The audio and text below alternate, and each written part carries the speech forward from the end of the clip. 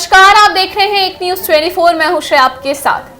जिस तरीके से बताया जा रहा था कि विधानसभा 2025 के चुनाव को लेकर नीतीश कुमार काफी ज्यादा सक्रिय हो गई है, जेडीयू काफी ज्यादा सक्रिय हो गई है और उनकी पार्टी को लेकर जिस तरीके से आए दिन बड़े फैसले वो सामने रख रहे थे, उसका एक बड़ा खुलासा हुआ है। जी हम आपको बता दें कि उनके कहा जाए तो उनकी पार्टी में जो फूट है अब वो जमीनी तौर पर सामने आते हुए देखी जा रही है। हाल ही में अशोक चौधरी ने अपने एक्स हैंडल पोस्ट पे, जो उनके खास मंत्री माने जाते हैं, उन्होंने एक पोस्ट लिखा जिसमें उन्होंने एक कविता का जिक्र किया। उन्होंने पर्टिकुलरली एक कविता लिखी है जिसमें उन्होंने बार बार कुछ शब्दें मेंशन की है और कुछ ऐसी व्याख्याएं भी की हैं जिस तरीके से साफ पता चलता है कि उस जो पूरे पार्टी में है, जेडीयू के बीच में कितनी सारी कहा जाए तो इंटरनली काफी सारे मैटर चले जिसमें उन सब की मतभेद जारी है। क्या कुछ है ये बड़ी खबर, क्या कुछ इस एक सिंगल पोस्ट से कितना बड़ा बवाल मच गया बिहार के राजनीति में, आपके बीच हम साझा करेंगे। और इसके बाद कहा जाए तो नीतीश कुमार को एक बैठक भी बुलाने पर गई, ये मामला इतना आगे बढ़ गया।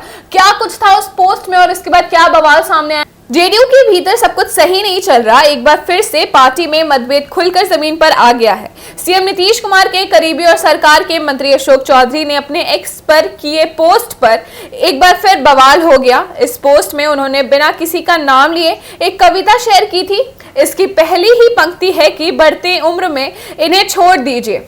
इस पोस्ट को कई मायने निकाले जा रहे हैं। अंदर खाने में चर्चा चल रही है कि इशारों में सीएम नीतीश कुमार पर निशाना साधा गया है। इस पोस्ट के बाद मंत्री अशोक चौधरी को मंगलवार को नीतीश कुमार ने सीएम हाउस की तलब किया था। लगभग 45 मिनट तक अशोक चौधरी से सीएम हाउस के अंदर रहे और बातचीत की गई। सीएम ने मुलाकात के बाद उन्होंने बताया कि इस पोस्ट का पॉलिटिक्स से कोई लेना देना नहीं है। उन्होंने इसके बाद सीएम के साथ तस्वीर भी शेयर करते हुए एक्स पोस्ट पर लिखा कि कुछ तो लोग कहेंगे, लोगों का काम है कहना। इस घटनाक्रम पर राजद ने तंज कसा है कि कहा है कि ये तो ट्रेलर है, पिक्चर अभी बाकी है। क्या थी वो पूरी कविता, आपके बीच हम साझा करेंगे। वो कविता के पंक्ति कुछ ऐसे थे कि एक उम्र के बाद कोई अपनों को ना पूछे या कोई पीठ पीछे अपने बारे में गलत कह रहा है तो दिल पर ना लीजिए, छोड़ दीजिए।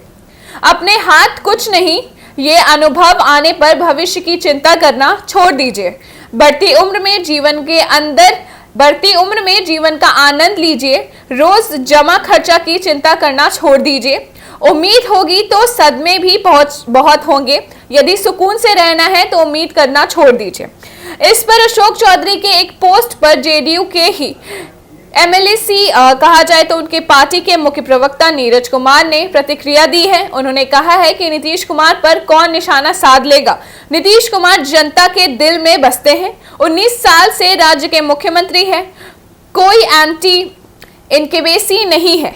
उन्होंने ग्लोबल थिंकर कहा गया है, क्लाइमेट लीडर कहा गया है। नीतीश कुमार की शाख पर भी कैसे सवाल खड़ा हो सकता है, यह असंभव है। केवल जेडीयू की पहचान नहीं, बिहार की जनता की पहचान है नीतीश कुमार। इनका विकास गांव-गांव में बोलता है। विवाद के बाद जवाब में अशोक चौधरी ने भी अपना बयान सामने किया और कहा कि सभी की अपनी अपनी समझदारी है। कोई लिखता है ग्लास आधा भरा हुआ है और कोई कहता है कि आधा खाली है। नीतीश जी हम मानस पिता मानते हैं, उन पर तंज कैसे कस सकते हैं, ये सामने वाले की सोच है। इसमें नया क्या है, कल भी नीतीश कुमार के साथ थे, आज भी नीतीश कुमार के साथ है। तो जैसा कि आपने इस खबर में सुना कि किस तरीके से नीतीश कुमार के ऊपर इस पंक्ति को कहा जाए तो इस अशोक चौधरी के इस पोस्ट को जोड़ा जा रहा था, जिसको साफ साफ अशोक चौधरी ने इनकार कर लिया और कहा कि कुछ तो लोगों का काम है, लोग कहेंगे ही। और इसके साथ साथ उन्होंने ये भी कहा कि वो नीतीश कुमार को अपने पिता के समान मानते हैं और उनके खिलाफ कुछ बोलने का सोच भी नहीं सकते। वो कल भी नीतीश कुमार के साथ थे और आज भी नीतीश कुमार के साथ है। बट कहा जाए तो इसके इंटरनली क्या मैटर है, ये तो देखने वाली बात हो जाती है। और कहा जाए तो अचानक से इस हलचल की क्या फर्क पड़ता है विधानसभा 2025 के चुनाव में, ये देखने वाली बात हो जाएगी। क्या कुछ होगा ये तो आपके बीच हम साझा करते ही रहेंगे। तब तक के लिए आप देखते रहे एक न्यूज 24। अगर आप हमें यूट्यूब पे देख रहे हैं तो हमें लाइक करें, कमेंट करें, शेयर करें, हमारे यूट्यूब चैनल को साथ ही साथ सब्सक्राइब करें। अगर आप हमें फेसबुक पेज पे देख रहे हैं तो हमें लाइक करें, कमेंट करें और फॉलो करें। धन्यवाद।